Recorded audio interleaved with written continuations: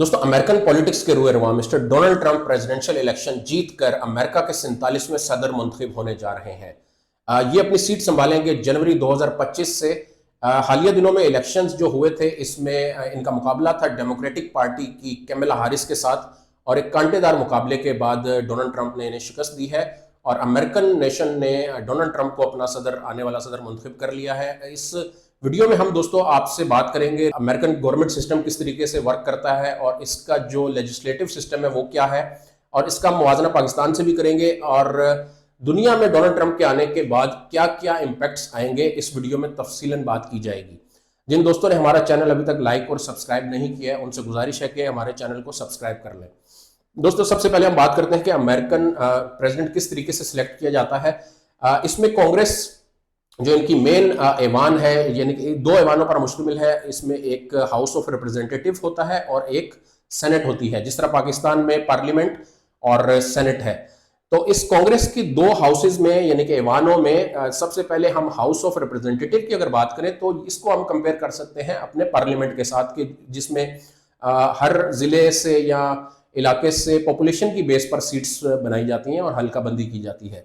इसी तरह अमेरिका में भी अगर हम हाउस ऑफ रिप्रेजेंटेटिव्स की बात करें तो जिन रियासतों की पॉपुलेशन ज़्यादा है वहाँ पर नंबर ऑफ जो नॉमिनेशंस हैं या कैंडिडेट्स हैं वो ज़्यादा होते हैं। जिस तरह कैलिफोर्निया है या न्यूयॉर्क की रियासतें हैं, इसमें पॉपुलेशन चूंकि ज़्यादा है तो यहाँ की सीट ज़्यादा है। इसी तरीके से कुछ रियासतें वर्माउंट और मैसाचुसेट वगैरह या और भी कुछ ऐसी अमेरिकन रियासतें हैं जहाँ पॉपुलेशन बहुत कम है, तो उस बेस पर उनके एटलीस्ट एक रिप्रेजेंटेटिव होता है। और अजला की भी जो डिवीजन है वो इसी तरीके से, इसी तरह से की जाती है जिस तरह से पॉपुलेशन की डिस्ट्रीब्यूशन होती है। अमेरिका की टोटल 50 रियासतें हैं और इन 50 रियासतों में पॉपुलेशन के तनासुब से हाउस ऑफ रिप्रेजेंटेटिव्स की सीट्स एलोकेट की जाती हैं, और टोटल मिलाकर ये 435 सीट्स पर मुश्तमिल हाउस ऑफ रिप्रेजेंटेटिव है, जिनकी मुद्दत, जो सर्विस की मुद्दत होती है वो 2 साल होती है। और इसके लिए, सिलेक्शन के लिए उनका उस रियासत का रिहायशी होना और शहरी होना अमेरिका का, ये 2 चीज़ें लाजम मलजूम होती हैं। और दूसरा जो मेन हाउस है वो हाउस ऑफ सेनेट कहलाता है, जिसमें टोटल 100 नशिस्तें होती हैं।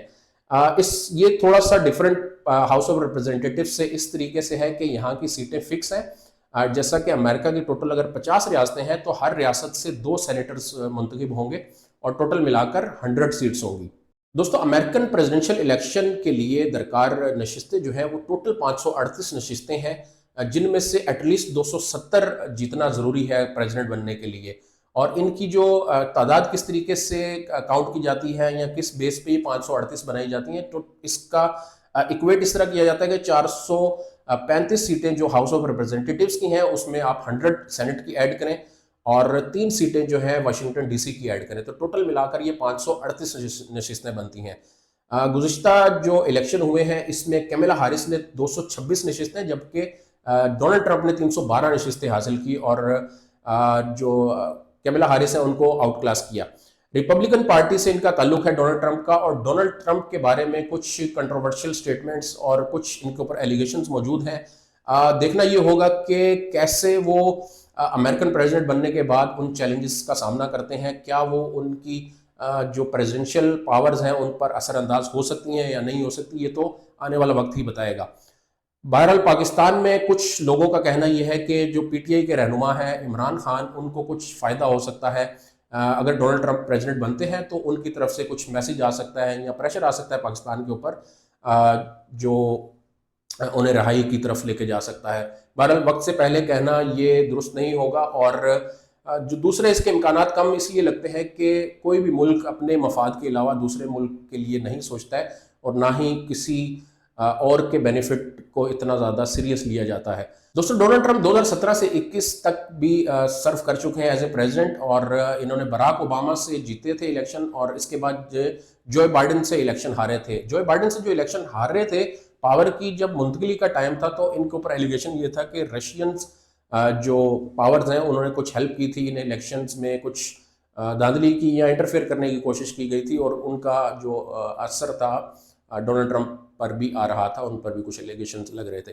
इसके अलावा हशमनी के कुछ केसेस हैं, कुछ इनके ऊपर जो प्रेसिडेंशियल टेन्योर में इन्होंने कुछ अपने पॉलिसीज चलाई थी, उनके ऊपर कुछ इनके ऊपर केसेस हैं। तो खैर ये केसेस तो पॉलिटिशियंस पर आमतौर पर चलते ही रहते हैं। अमेरिका के दोस्तों वर्ल्ड पावर होने की वजह से इसकी जो पॉलिटिक्स है वो दुनिया पर असरअंदाज तो होती है। अगर जो यूक्रेन और रशिया की वॉर चल रही है उसमें मस्बत रवैये कुछ आते हैं, चूंकि इनका ताल्लुक राइट विंग पॉलिटिकल आइडियोलॉजीज के साथ है, तो उसमें कुछ नेशनलिज्म और सोशलिज्म का कुछ इम्पैक्ट आता है। तो उसको देखते हुए कुछ हद तक ये कहा जा सकता है कि रशिया और यूक्रेन की वॉर ख़त्म होने के चांसेस हैं। इसी तरीके से मिडिल ईस्ट का कॉन्फ्लिक्टिंग पॉइंट बना हुआ एरिया है, इसमें भी हम पॉजिटिव सोच सकते हैं या ये एक्सपेक्टेशन लगा सकते हैं कि मे बी इसका भी असर पॉजिटिव पड़े डोनाल्ड ट्रंप के आने के बाद। बहरहाल दोस्तों ये तो वक्त ही बताएगा कि कैसे डोनाल्ड ट्रंप अपनी कैबिनेट को प्रिपेयर करते हैं और पॉलिसीज को मुरतब करते हैं और दुनिया पर इसका क्या असर पड़ता है, ये तो आने वाला वक्त ही बताएगा। अंटिल देन अपने होस्ट मोहम्मद अहमद को इजाज़त दीजिए। अपना बहुत सारा ख्याल रखिएगा। अल्लाह हाफिज़।